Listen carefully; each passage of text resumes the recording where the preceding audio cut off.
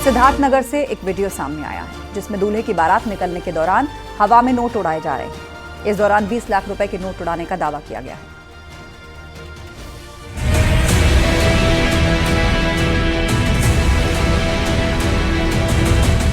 दूल्हा घोड़ी पर बैठा है, बड़ी संख्या में बाराती मौजूद हैं। तभी कुछ ऐसा हुआ जिसके बाद बाराती डांस छोड़कर अलग ही होड़ में लग गए। घरों में पैसों की बारिश हो रही थी। किसी को यकीन ही नहीं हुआ कि करारे करारे नोट लुटाए जा रहे हैं। कोई घर की छतों से नोट उड़ा रहा है तो कोई जेसीबी मशीन से नोटों की गड्डी हवा में उछाल रहा है।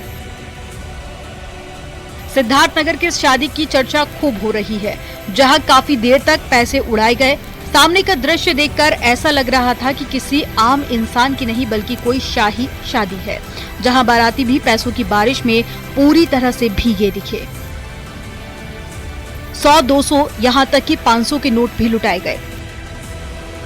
20 लाख रुपए उड़ाने की बात सामने आ रही थी। देव लहवा गांव का ये मामला है, जहां पर सोशल मीडिया पर ये वीडियो काफी वायरल हुआ। वहीं जब पुलिस ने मामले की जांच की तो 20 लाख रुपए के नोट उड़ाने की बात सही नहीं निकली। 8 से 10 हजार रुपए शादी में उड़ाए गए थे, लेकिन उनके साथ में चूरन वाले नोट भी थे। अपनी शादी को यादगार बनाने के लिए लोग नए नए तरीके अपनाते हैं, लेकिन सिद्धार्थनगर में इस तरह रुपए उड़ाने का मामला चर्चा में है। सिद्धार्थनगर से न्यूज़ 18 के लिए शरद चंद्र त्रिपाठी की रिपोर्ट। सिद्धार्थनगर से एक वीडियो सामने आया है जिसमें दूल्हे की बारात निकलने के दौरान हवा में नोट उड़ाए जा रहे हैं। इस दौरान 20 लाख रुपए के नोट उड़ाने का दावा किया गया है। ये खबर हम आपको बता रहे हैं। फिलहाल सुल्तानपुर में दूल्हे को मंडप से बैरंग लौटना पड़ा, क्योंकि जिसके साथ उसकी शादी होने वाली थी उस लड़की ने मना कर दिया। लड़की ने उसे अपने से कम पढ़ा लिखा बताया। ये पूरा माजरा क्या है इस रिपोर्ट में देखिए।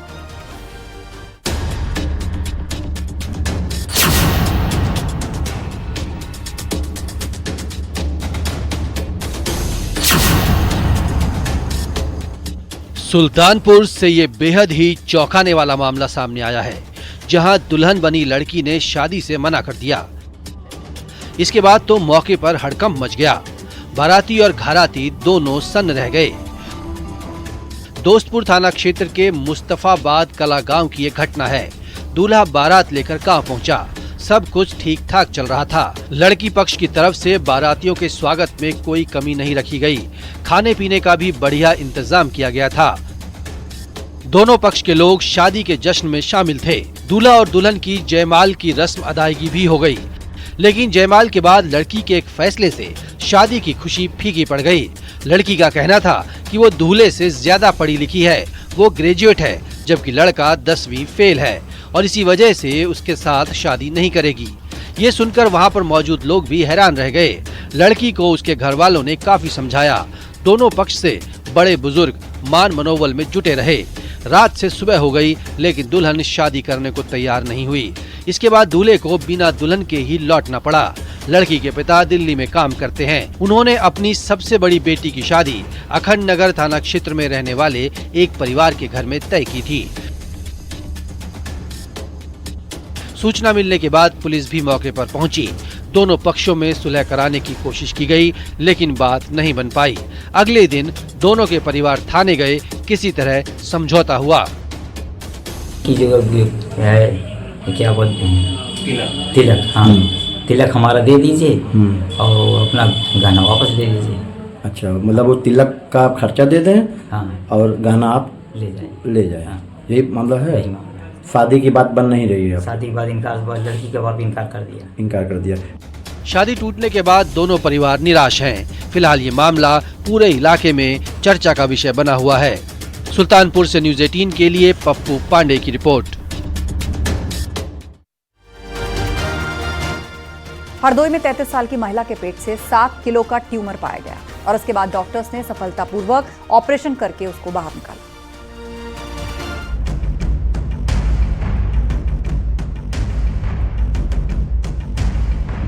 हरदोई की रहने वाली शाहाना को काफी समय से पेट में दर्द की समस्या थी। वो अक्सर घर वालों से पेट में दर्द की शिकायत करती थी। लेकिन सही इलाज के अभाव में उसकी बीमारी के बारे में पता नहीं चल पा रहा था। वक्त बीतने के साथ साथ पेट में दर्द भी बढ़ता जा रहा था। उसे सांस लेने में दिक्कत भी आ रही थी। जब महिला को कोई राहत नहीं मिली तो उसके घर वाले भी परेशान हो गए। बाद में उसे हरदोई के मेडिकल कॉलेज में ले जाया गया। शहाना को सर्जरी विभाग में दिखाया गया। इसके बाद जांच आगे बढ़ी। सीटी स्कैन कराने के बाद जो पता चला उससे परिजनों के होश उड़ गए। उसके पेट में 20 इंच की गांठ होने के बारे में पता चला। डॉक्टरों ने उसके घर वालों को ऑपरेशन कराने की सलाह दी। महिला का सफलतापूर्वक ऑपरेशन कर उसके पेट से 7 किलो का ट्यूमर निकाला गया। बहुत सालों से, क्योंकि ये गांठ एक दिन में इतनी बड़ी नहीं बन सकती है कि 6.5-7 किलो की गांठ एक दिन का या एक महीने का हो। सालों से इसको समस्या थी, लेकिन ये इधर उधर भटकती रही। सर्जरी विभाग ने देखा, सर्जरी विभाग को ये समझ में आया कि बच्चेदानी संबंधित है, इसलिए उन्होंने मेरे पास इसको भेज दिया। हमने कुछ महीने इसको दवाई से किया कि ताकि ये गांठ में थोड़ा सा ब्लड सप्लाई कम हो जाए। ऑपरेशन के दौरान खतरा तो था ही, लेकिन सर्जरी के अलावा कोई दूसरा विकल्प नहीं था। इसके बाद घर वालों ने भी ऑपरेशन के लिए सहमति जता दी। ये महिला अभी बच्चे नहीं कर पाई है और उम्र भी कम है, तो इसकी बच्चेदानी को हम नुकसान ना पहुंचाएं, किसी भी तरीके से उसको बचा ले जाएं। तो हमने बिल्कुल सावधानी पूर्वक किया ताकि बच्चेदानी बिल्कुल सही रहे। इसकी गांठ काफी इसमें तो 20 सेंटीमीटर दी थी अल्ट्रासाउंड वो सीटी स्कैन में, लेकिन जब निकाली तो करीब 35 सेंटीमीटर की करीब थी। किलो के हिसाब से 7 किलो आप लोग देखा, ये 7 किलो तक की तो है ही। ऑपरेशन के बाद महिला की हालत ठीक बताई जा रही है। वहीं उसके परिजनों ने भी राहत की सांस ली है। सभी डॉक्टरों का आभार जता रहे हैं। हरदोई से न्यूज़ 18 के लिए आशीष मिश्रा की रिपोर्ट।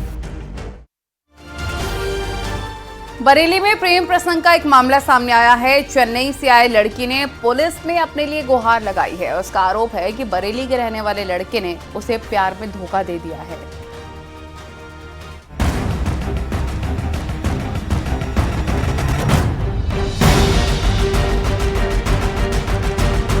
पहले दोस्ती, फिर प्यार और उसके बाद संबंध। लेकिन जब बात गर्भवती होने तक पहुंच गई तो चेन्नई से 2000 किलोमीटर से ज्यादा सफर तय करके एक लड़की बरेली पहुंच गई, जहां उसने अपने प्रेमी के खिलाफ मोर्चा खोल दिया है। लड़की का आरोप है कि सोशल मीडिया पर दोनों की पहचान हुई और प्यार परवान चढ़ा। उसकी मांग में लड़के ने सिंदूर भरा। दोनों ने एक दूसरे को पति पत्नी की तरह स्वीकारा।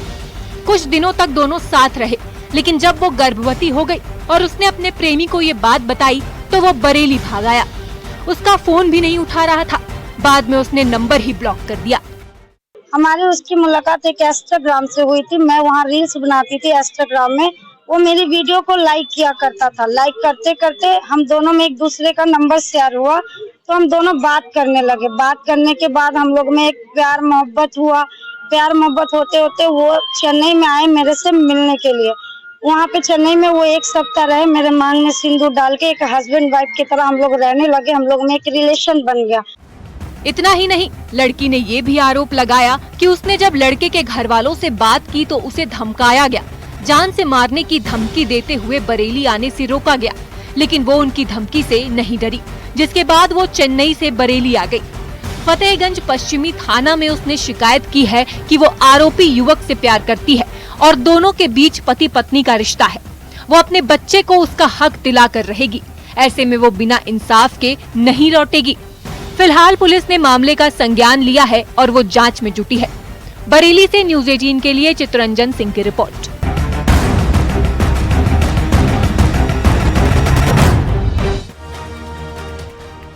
मेरठ के रहने वाले नासा के वैज्ञानिक आरसी त्यागी का सपना था कि वो अपनी पैतृक संपत्ति मेरठ यूनिवर्सिटी के नाम कर दे, और उनका ये सपना पूरा हो गया।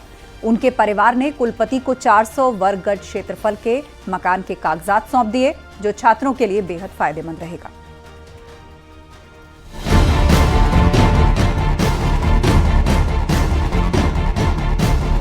एक वैज्ञानिक की समाज में काफी बड़ी भूमिका मानी जाती है। टेक्नोलॉजी का विकास हो या शोध कार्य, लगातार जीवन को सरल बनाने की दिशा में प्रयास होता है। मेरठ के रहने वाले एक पूर्व वैज्ञानिक ने समाज की भलाई के लिए एक संकल्प लिया था, जो अब जाकर पूरा हुआ है। आरसी त्यागी नासा के पूर्व वैज्ञानिक रह चुके थे। उनके पास मेरठ के बुढ़ाना गेट पर 5 करोड़ से ज्यादा की संपत्ति थी, जिसे वो चौधरी चरण सिंह विश्वविद्यालय को दान करने का फैसला कर चुके थे। ये बात उन्होंने अपने घर वालों को भी बता दी। आरसी त्यागी का साल 2020 में निधन हो गया था। उनके 2 बेटे भी अमेरिका में वैज्ञानिक हैं। उनकी भतीजी ने यूनिवर्सिटी के कुलपति से मुलाकात की और उनके पैतृक आवास को विश्वविद्यालय की लाइब्रेरी या अध्ययन केंद्र बनाने देने की इच्छा जताई। Being a scientist he wanted कि उनकी जो प्रॉपर्टी है कोई एकेडमिक पर्पस से यूज़ होना चाहिए।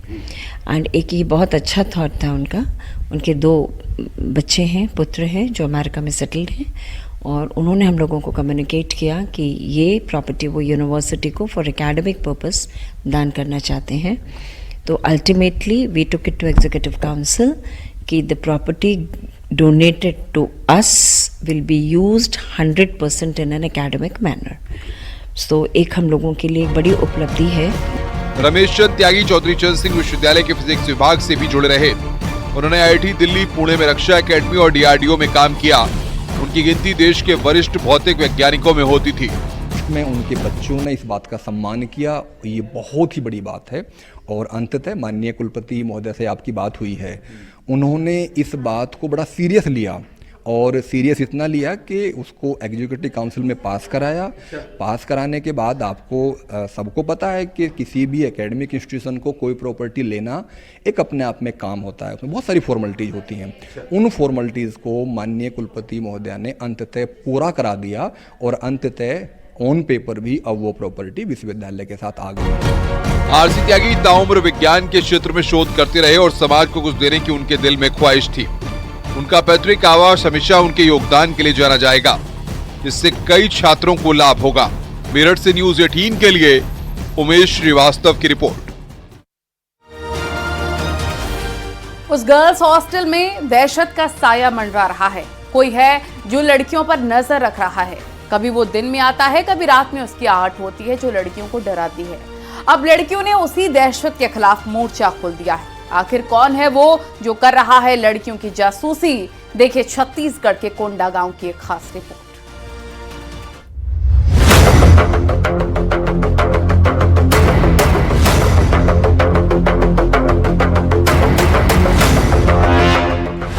आसमान में जासूस, कौन रख रहा लड़कियों पर नजर?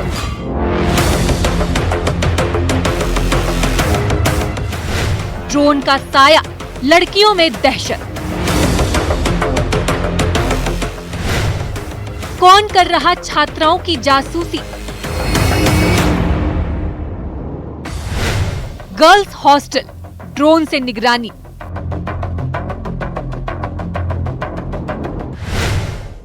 सुरक्षा का सवाल, हॉस्टल बदहाल। दिन हो या रात वो मंडराता रहता है। उसकी निगाहें इस हॉस्टल पर रहती हैं और उसी निगाहों से गर्ल्स हॉस्टल की लड़कियां डरी हुई हैं, सहमी हुई हैं। आसमान में आखिर किसके जासूस घूम रहे हैं? कौन कर रहा है छात्राओं की निगरानी? कौन कर रहा है उनका पीछा? किसकी नजर से छात्राएं घबराई हुई हैं? ये साया है ड्रोन का, जो कभी दिन में नजर आता है तो कभी रात में। कोंडा गांव के सरकारी नर्सिंग गर्ल्स हॉस्टल के ऊपर मंडरा रहे ड्रोन से छात्राएं दहशत में हैं। कई दिनों से ड्रोन कैमरा नजर आ रहा है। आखिर इसके पीछे कौन है? अब छात्राओं को अपनी हिफाजत के लिए मोर्चा खोलना पड़ रहा है, आवाज उठानी पड़ रही है। ड्रोन घूमते हैं दिन में भी और रात में भी, पूरा हॉस्टल के मतलब हॉस्टल के ऊपर और जब बाहर निकलते हैं तब भी लड़कियों के ऊपर ही। ड्रोन के खतरे की आहट ही नहीं, अब जरा ये तस्वीर देखिए। जीएनएम इंस्टीट्यूट में रविवार की रात करीब 12 बजे एक लड़के ने एंट्री की। रात को हॉस्टल की छत से कूदा। हॉस्टल में लड़के को देखकर लड़कियां घबरा गईं। आरोप है कि लड़का नर्सिंग छात्राओं से बदतमीजी कर रहा था। वो तो गनीमत थी कि छात्राओं ने इस लड़के को पकड़ लिया। छात्राओं के पेरेंट्स भी घबराए हुए हैं। बात लड़कियों की सुरक्षा की है। लड़के लोग बहुत डरे हुए हैं और अपन लोग अपन पेरेंट्स को यहाँ भेजे हुए हैं, तो अपन जिम्मेदारी इनका बनता है कि इनको सुरक्षा मुआवजा करना चाहिए। अब इनका रात को उनको जानकारी दिए तब वो मैडम यहाँ आके वो आई और फिर तुरंत चली गई। रात को 12 बजे एक लड़का पी के हमारे रूम में घुसा था। हम लोग अचानक से उठे, नींद में थे। फिर लक्ष्मी साहू के बेड के पास खड़ा था वो। फिर हम लोग उसको भगाने की कोशिश की तो भाग रहा था। नर्सिंग हॉस्टल में बदहाली की कहानी भी कम नहीं। 80 छात्राएं, लेकिन एक भी वार्डन नहीं है। एक ही चौकीदार के भरोसे है गर्ल्स हॉस्टल। यहाँ बोल चुके हैं कि हमें अच्छा चौकीदार चाहिए, नगर सैनिक चाहिए। कई बार पुलिस थाने में दिए, लेकिन अभी तक कुछ सुरक्षा के लिए हमें नहीं दिया गया है। सवाल अब भी वही है, आखिर इस गर्ल्स हॉस्टल की सुरक्षा किसके जिम्मे?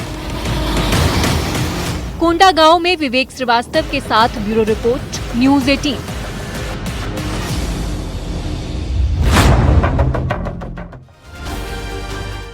और यहाँ रुकेंगे एक ब्रेक के लिए। खबरों का सिलसिला लगातार जारी है।